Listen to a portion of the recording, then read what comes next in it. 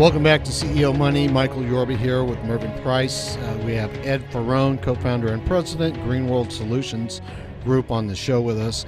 All right, Ed, when we left off, we were talking about your facilities. We were talking about, I think it was wind energy farms and offshore. Yes, sir. And just to touch on it and bring the audience back into it, aside from wind energy, you do hydroelectricity, geothermal, waste to energy, waste to fuel, and energy storage. But you're running into some issues. I think, Merv had some real good questions on when it comes to U.S. regulation and policy. And Merv, why don't you lead off and see what kind of questions you may have on that sector? Well, U.S. regulation and policy, my question is have you seen any economic impact in Mr. Trump's decision to embrace coal? Right. Very good question. Thank you. Yes, absolutely. As we all know, Mr. Trump is a fossil fuel, oil and exploration president. He has, quite frankly, right out in the open, debunked climate change. He does not necessarily side with the implementation of renewables throughout the United States. However, with that being said, one of the positives on that is that each individual state has essentially said, well, President Trump, we respect what you have to say. However, as the governor of our state, we're going to make decisions internally within our state that are going to differ with your particular policy and regulation on oil and energy. So while Trump has kind of laid the pipeline, if you will, with of course Mr. Tillerson and some of his other cabinet members to move in with the oil and exploration and pipelines that he's gone through. There are states that are open and are weekly revamping regulations and policy for solar tariffs and wind and geothermal. So there's been an impact, but there's a bounce back. It's not going to prevent us from getting the end goal accomplished. Good. You engineer your solutions from various things, geothermal, whatever. How many projects have you got underway globally right now? Right now, at the present, we have 7 so far this year in the 2017. Typically, we as a development group, we take a project from the cradle to the grave. So from idea on a piece of paper in a project owner's head to a turnkey solution, whether it be waste to energy, waste to alternative fuels, we bring in and work with all the necessary expertise in that particular field to bring the project to fruition. So we bring in all avenues. We have in-house finance. We have a brokerage license to actually fund and co-broke or broker our own financial deals through one of my executives' staff members. We are able to bring in the technologies that, I will say this, backing up to regulation and policy, that is one of the big hurdles that technology providers face, is the trials and the repeated and ongoing tests that are mandatory through the EPA and the DOE to get their technology accepted. And not only accepted, but enable them to implement it, meeting the EPA requirements and the stringent state regulations for emissions or whatever it may be. So, Ed, let me jump in there for a second here. You just touched on it and you went over it. The funding of these projects. Everybody needs money to move their business forward. Of course. You had mentioned broker. Are you doing it through private equity? Is there some other? How are you funding the projects that you're building out as you go forward on a global scale? We work with investment banks. Okay. So in other words, some of your large banking firms, international firms have investment houses, and they're dealing in the markets, and those are the groups that we're approaching with and providing the initial project parameters on. Through the years, My team and I have been fortunate enough to build some solid relationships with some large financial institutions, both inside the U.S. and outside. And so we can tap into, in some cases, I've not been presented with a project that I was unable to get to an investor that was interested to fund it to date. Give me a scope on the size of investments that you're working with for the various projects, the 7 projects. Right now, we have a project in the Philippines that is a $25.2 billion project. Okay. And that's just one. I have a project in Ghana that is a project being supported by the government with a sovereign guarantee. That's 15.6 billion U.S. Typically, a typical project, excuse my voice, a typical project would run, we'll just say 250, 300 million U.S.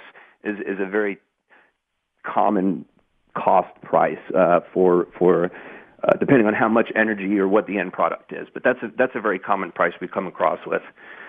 We have a second project in the Philippines, which involves it's a large solar project. That project is 510 million U.S. So they really vary. So let me jump in there, Ed, for a second. Sure. So in essence, these are not small residential housings projects. You're powering cities and regions. These are utility scale projects right. that power thousands of homes. I wanted to bring that out for the audience. Yes, thank you. These are we're not installing rooftop panels on solar panels on rooftops. Not that we haven't, and not that we wouldn't. But the projects that we're doing are supplying, gigawatts, megawatts, large amounts of energy for areas across the globe that have not just blackouts, but common and frequent blackouts. We have a large project we're doing right now in the Dominican Republic with waste, with their landfills, and we're doing waste to alternative fuel.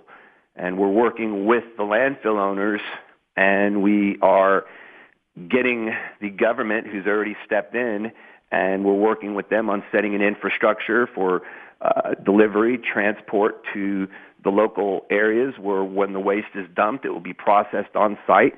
And from the municipal solid waste that's collected, they'll be producing a biodiesel that can then be used on the island, or it could be exported for additional funding.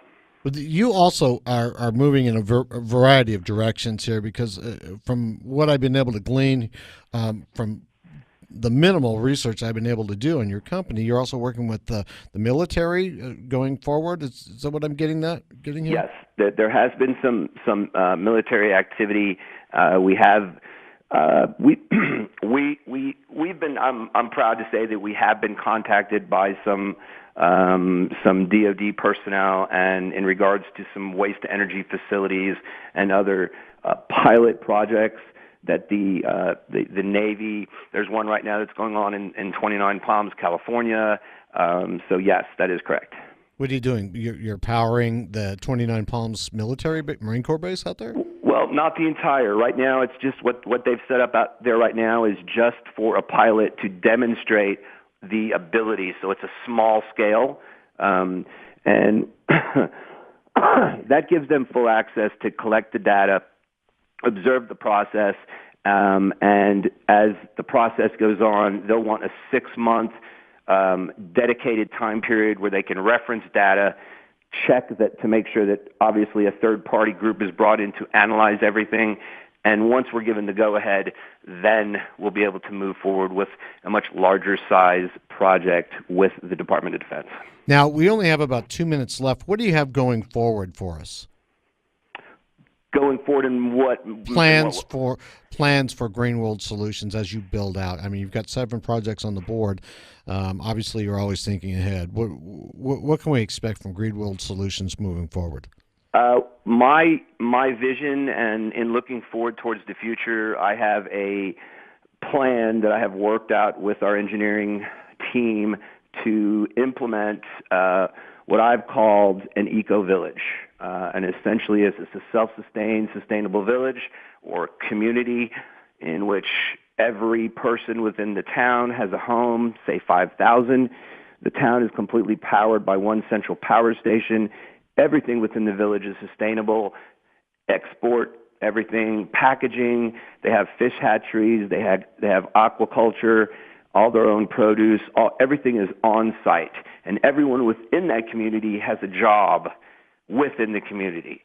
They all have homes, and everything is supplied by a central power plant, and it's just a recycle and reuse and recycle and reuse process.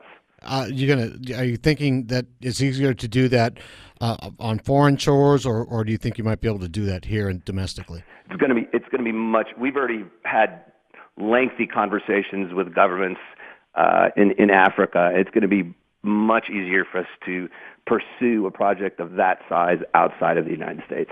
Got it. We're coming into the close of the segment. Before we go, one real quick takeaway point our audience can get, and then we need to sign off for today, though. But you've been a great guest on the show. I really appreciate you showing up. Thank you. It was my pleasure. What I'd like to leave everybody with is Green World Solutions Group is a renewable energy development firm located in Florida, US of A. We are an international group that has been in business coming up on our tenure. We have more than enough capabilities to support any energy project that a client may wish to entertain and look into, and we're happy to speak with and provide, consultation and advice to anyone that might need it. Contact information as we close? We can be reached directly at area code 941-761-2454 and our web address.